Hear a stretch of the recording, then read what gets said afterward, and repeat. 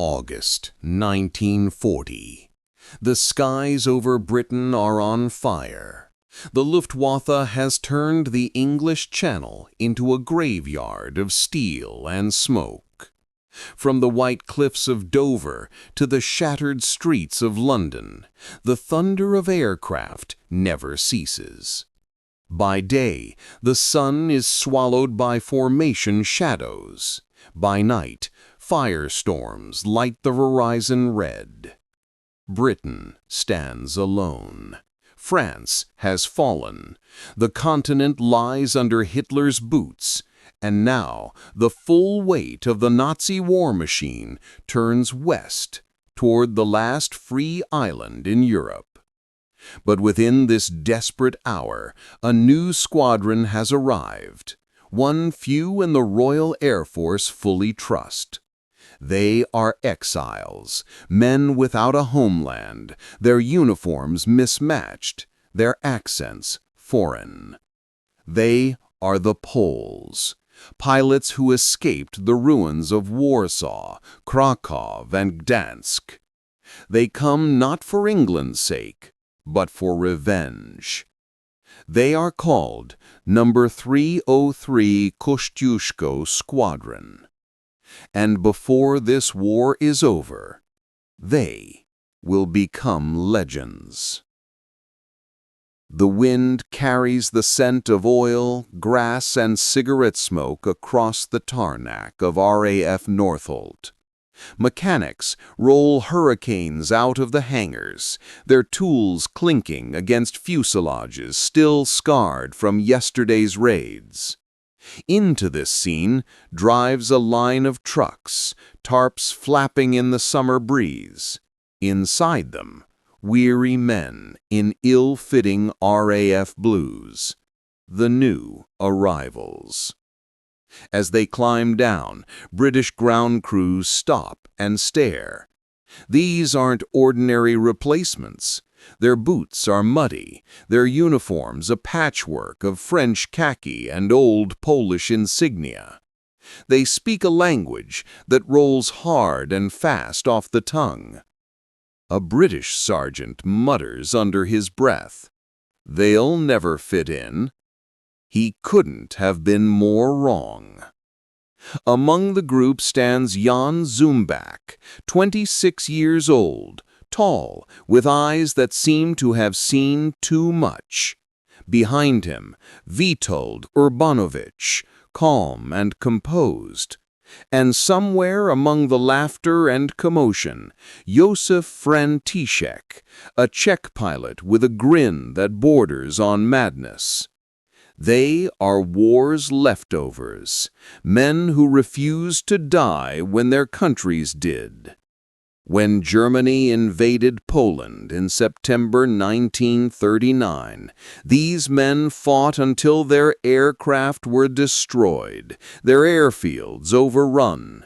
Then they fled, across Romania, through France, and finally to Britain.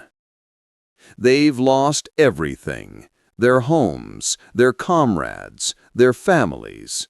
But in their eyes burns something the RAF hasn't seen before: raw, unrelenting vengeance. Inside a small tin-roofed hut, a man stands by a map covered in red pins. Squadron leader Ronald Kellett, a composed Englishman with a neat mustache and eyes like cold steel. He's been given an impossible task: turn this group of foreign firebrands into an RAF squadron. He clears his throat. "Gentlemen, the Luftwaffe is hitting our airfields again. Biggin Hill, Kenley, Hawkinge. They're going for the heart." The Poles murmur, translating among themselves. Zumbach stands, his English broken but determined. "We understand, sir. We fly. We fight." A flicker of surprise crosses Kellett's face. Then, slowly, he nods. "Następna misja, then. Zumbach mutters under his breath. Next mission. They trained furiously.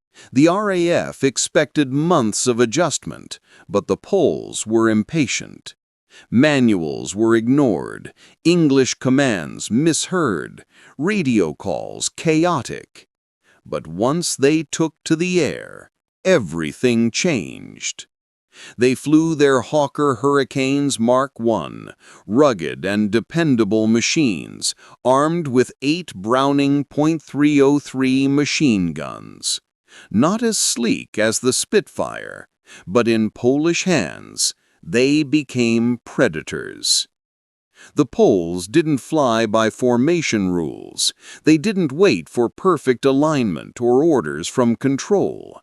They attacked like wolves, fast, violent, and unexpected. The first time they scrambled, controllers on the ground could hardly believe what they heard. 303 engaging immediately. Seconds later, radio silence. Then, static.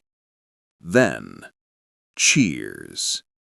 They had shot down 2 Messerschmitts before the rest of the squadron even arrived. From that day forward, everything changed. 20 August 1940. The sky above Kent is an orchestra of death. Dozens of Henkel 111 bombers droning toward London, guarded by sleek Messerschmitt 109s. Contrails twist like scars across the blue. Zumbach leads 4 Hurricanes through the clouds. His breathing is steady.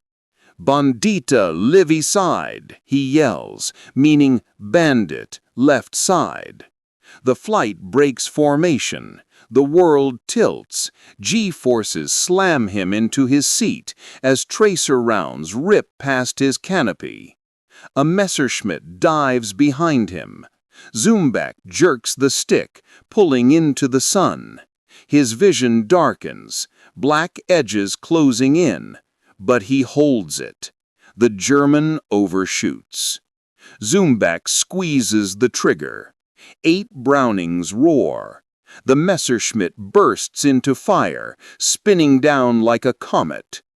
"Got him," shouts František over the radio, laughter in his voice. The air is chaos, smoke, shrapnel, dying engines. But 303 flies like men possessed. When they return to base, Kellett is waiting, disbelief written on his face. How many confirmed? Zumbach grins through sweat and oil. 5, maybe 6. It's their first day in combat, and already they've outperformed every expectation. For the Poles, victory is not pride. It's pain sharpened into purpose. Each German bomber they destroy carries ghosts from Warsaw. Each Messerschmitt they set aflame feels like justice for families buried beneath rubble and snow. They don't fight for Britain's glory. They fight for a country stolen from them. By the end of August, number 303 Squadron has shot down more aircraft than any other RAF unit in the same period.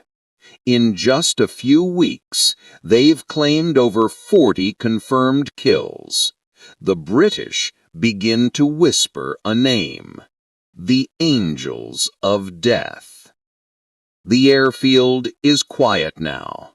Only the sound of distant engines echoes through the night. Zumbach sits on an oil drum beside Josef František. Between them, the glow of a single cigarette.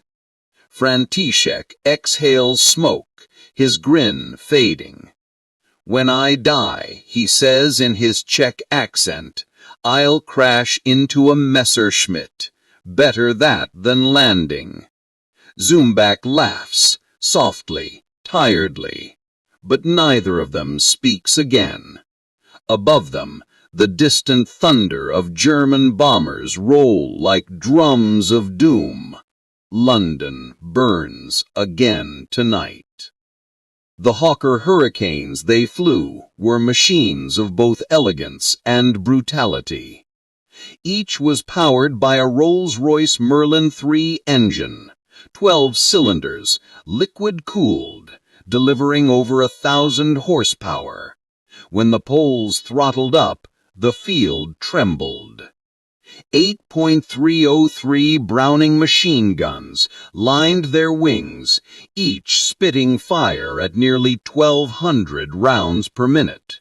Together, the guns unleashed a storm capable of tearing through aluminum and flesh alike.